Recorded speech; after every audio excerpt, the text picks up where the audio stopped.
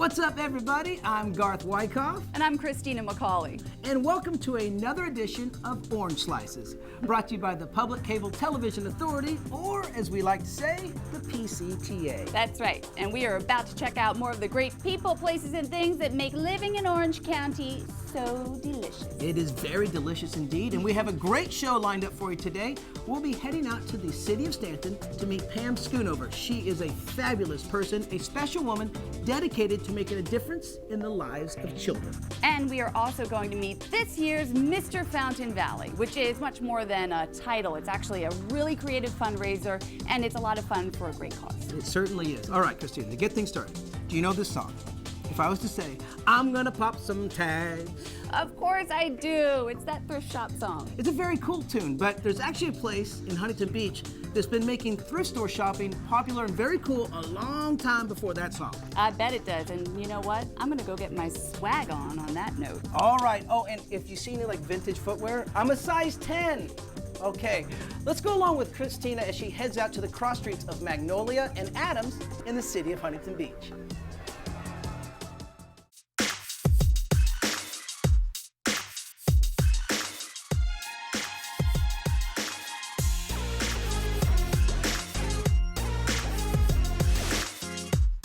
I don't even go shopping at name brand stores anymore because I find everything that I want here. Ann Matisoff shops here so often, she calls herself a Goodwillian. It's the deals that you can get at Goodwill. Where else could you get a sterling silver ring with a pearl, freshwater pearl, for $2.99? I'm gonna pop some tags, only got $20 in my pocket. Recently, the popularity of thrift store shopping got a boost from a hit song, but Goodwill has been going strong for nearly 90 years. And it's very gratifying to know that Goodwill, has been around for so many years, since 1924 here in Orange County. Gratifying because of the mission of Goodwill. When Lionel was just 18 years old, he thought he'd never find a job. He was a determined young man with a willing spirit, but something else was holding him back. People recommended me to come to Goodwill because of my disability. As a young child, Lionel was stricken with polio.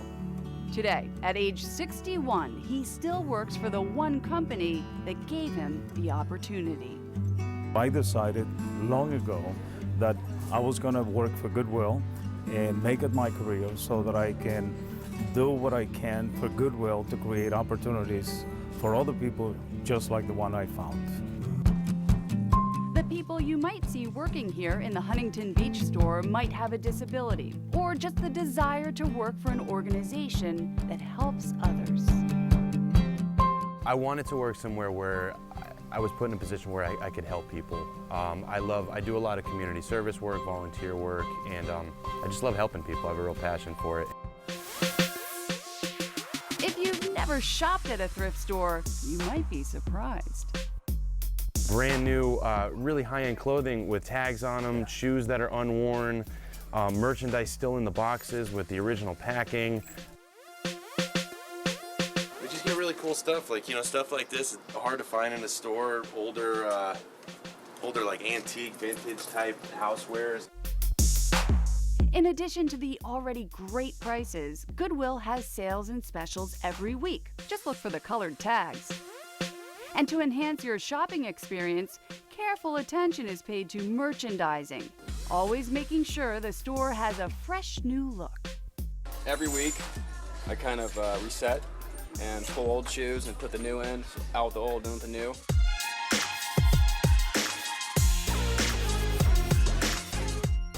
But some people may still feel that thrifting just isn't their style. I was like that. I never really gave much thought to shopping at a thrift store. Never thought that I had to. Figured it was, it probably didn't have that great of stuff. And now working here and getting to really see what comes through, and also again other Goodwill locations, come down. It's great merchandise at a great value, and again you're putting money back into your community. You can support Goodwill not only by spending your dollars, but by donating as well. Thank you so much for your donations. Let me give you a hand with that. 91 cents of every dollar that we generate at Goodwill goes back to services.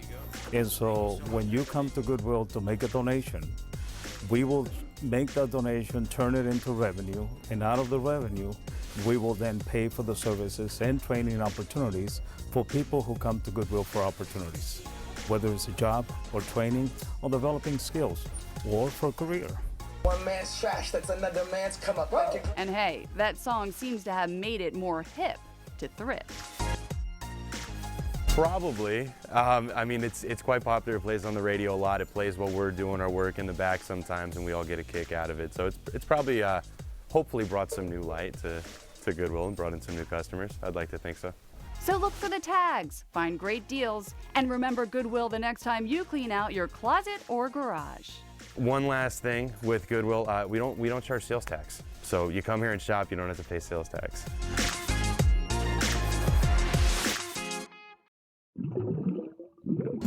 I hope Christina found me a nice, cool pair of vintage shoes. Can't wait till she gets back. Now, while she covered that story at one of the original stores in Huntington Beach, Goodwill does have locations and drop-off centers throughout the county. So remember to donate and shop Goodwill. All right, next up, Christina checks out another great organization right here in the county. It's the Boys and Girls Club of America. And this time, she's checking out the B&G Club in the city of Stanton. Growing up here in Orange County, Pam Schoonover was one of 10 children in her family. Growing up with a lot of children in the house, if it was quiet, something's going on. If it's loud and noisy, that means everything's happy. Judging by the noise here at the Boys and Girls Club of Stanton, this is definitely a happy place. Pam has served as the club's executive director for nearly 15 years. She understands what children are all about, more so than the average parent even, I think, in some cases, because she spends a lot of time with them here. More than just providing a safe place after school, the club has a mission to inspire and enable young people to realize their full potential as productive, responsible, and caring citizens. For the kids, this means many fun ways to play and learn, from sports and nutrition programs to games, art, even choir and field trips. I don't think I have a favorite, but pretty much everything is my favorite, even doing my homework. I like seeing all the staff around here and going in the gym, playing with all my friends and stuff. Some of these kids may not have access to a computer at home.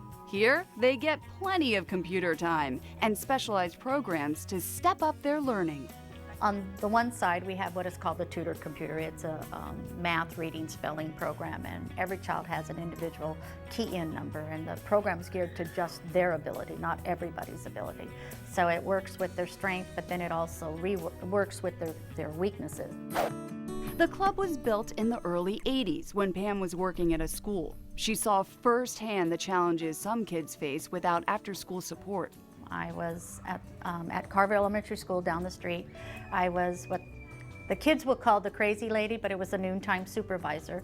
And we had a lot of issues with trouble with kids not completing their homework at the time. She found out about the club in 1988. She encouraged all of her kids to join, and she started as a volunteer. Today, the club has grown to serve hundreds of kids at 2 different sites. Our extension site, which is at the Stanton Community Service Center, there's anywhere from 50 to 60 children a day doing homework.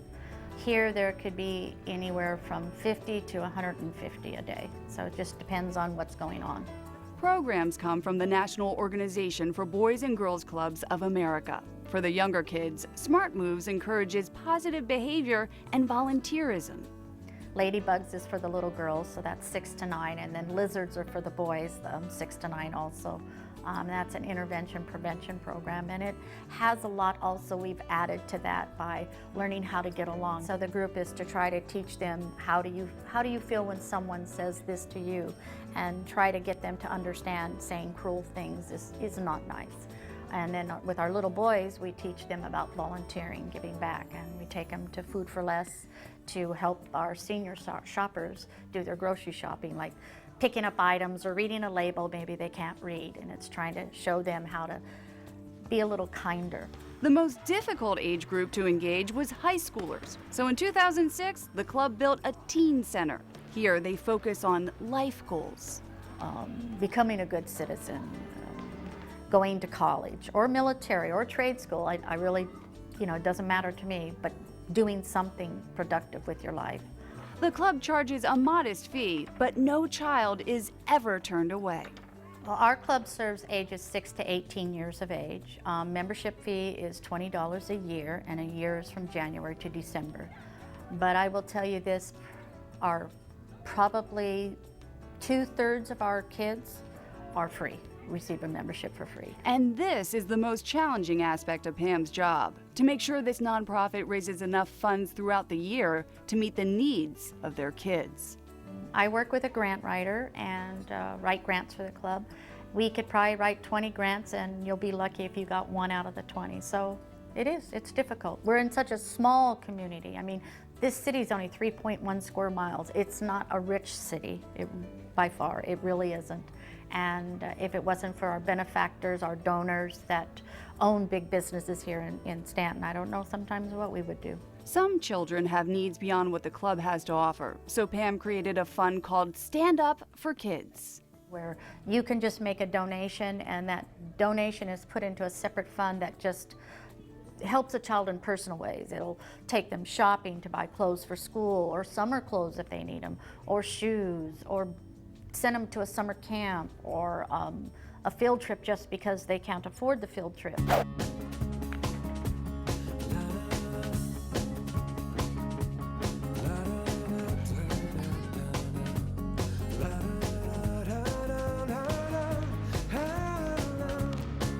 I've seen a growth, unbelievable growth in this organization, and I think that with Pam's guide and her team, they've done outstanding work. Although we don't tell her that all the time, but we try to. And while the board praises Pam's leadership, she credits her staff for their dedication and compassion. Their oneness with that child, makes that special relationship. So I feel it's my staff. I have really good staff. If you'd like to learn more, visit their website at boysandgirlsclubofstanton.com. That was awesome. It is so great to meet people with a passion for kids. All right, now for our final story. We get to see some gowns, crowns, speeches, and sashes, but this isn't your average beauty contest. In fact, Mr. Fountain Valley isn't really about the title at all. And as Christina shows us, this contest is a fun and creative fundraiser for some great causes.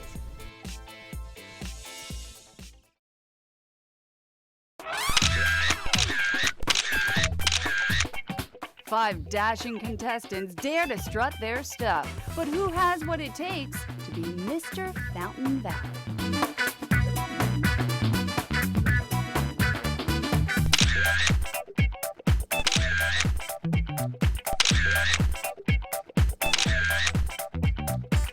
You would think a pageant contestant would be in it to win it for the crown, the title, and the spotlight. And yes, tonight's winner gets all that and more. But this contest isn't really a quest for fame and glory. This night is about helping others. The pageant is a fundraiser put on by the Fountain Valley Community Foundation and the Fountain Valley Education Foundation. Each contestant is here to raise money for a cause. Frank Bedell represents the Fountain Valley Educational Foundation. Art Greneveld competes for the Boys and Girls Club of Huntington Valley. Sergio Flores for the Fountain Valley Community Foundation. Kenneth Kim for the Fountain Valley Regional Hospital Foundation. And Roberto Bank represents the Fountain Valley Kiwanis Club.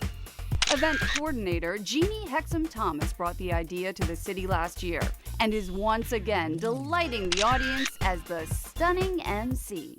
Show the guys you're ready, let's go! Money is raised by selling votes. Each vote is $1, and the contestants are able to sell votes leading up until the pageant, and then also at the pageant.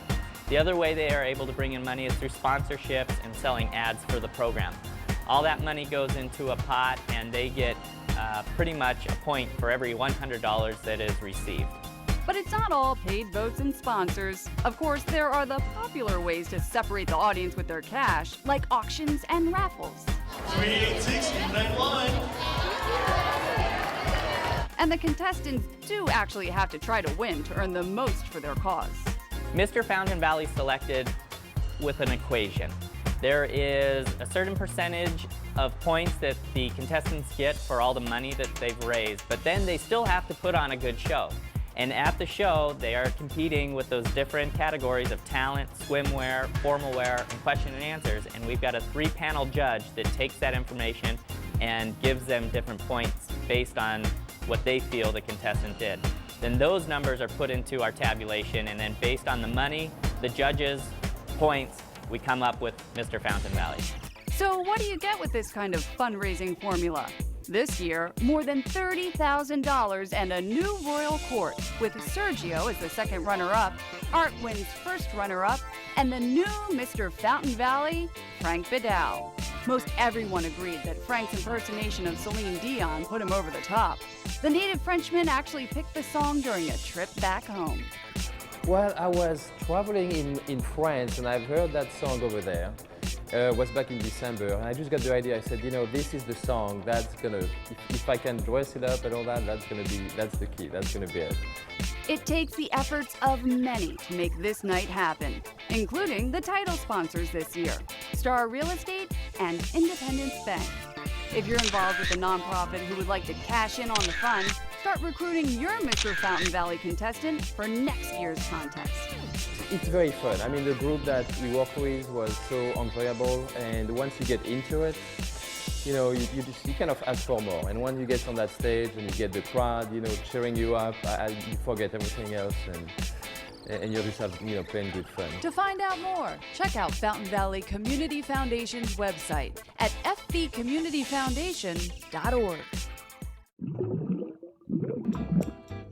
Welcome back, Christina. Good to see you again. Good to be back, Garth. All right, I got to say, the volunteers who put that together really do know how to put the word fun into fundraising. They do know how to have fun, but it's a big job putting on an event like that, so you really have to have a heart for the city as well. You do indeed, for sure. Well, gang, that's going to wrap it up for this edition of Orange Slices. Thanks so much for joining us. And if you have an idea about someone or some place to feature in a future slice, let us know. Find our Orange Slices page on Facebook, because we would love to hear from you. We absolutely would. And until then, I'm Garth Wyckoff. And I'm Christina Macauley. We will see you next time. Or as we like to say, the PCTA. That's right. And we are about to check out more of the great people place. Let's redo that. All right. There's our first blooper. But it's a big job putting on an event like that. So you really, really have to have a heart for the city as well. Absolutely you do. Well, gang, that's going to wrap it up. Sorry. I'll take it. Because we said there's in the county and then the B&G Club, because there's more of them throughout the county. Does that work? We have 2 good days. I think we did. Uh-oh. Okay, just get through it. It goes crazy. All right. What you want to do is keep your eyes down. He's like the dog out of the bathtub. I know. Is there a Mrs. Fountain Valley contest? Just Danny and I were curious. All righty then, in 3, 2, 1. Good to have you back in studio, Christina. Good to be should back. I say studio? That was lame. I'm sorry. Now it's take 18. Okay. I don't know. They don't know where we're at. Okay, go ahead. Good to have you back. Good to see you. Okay. All right.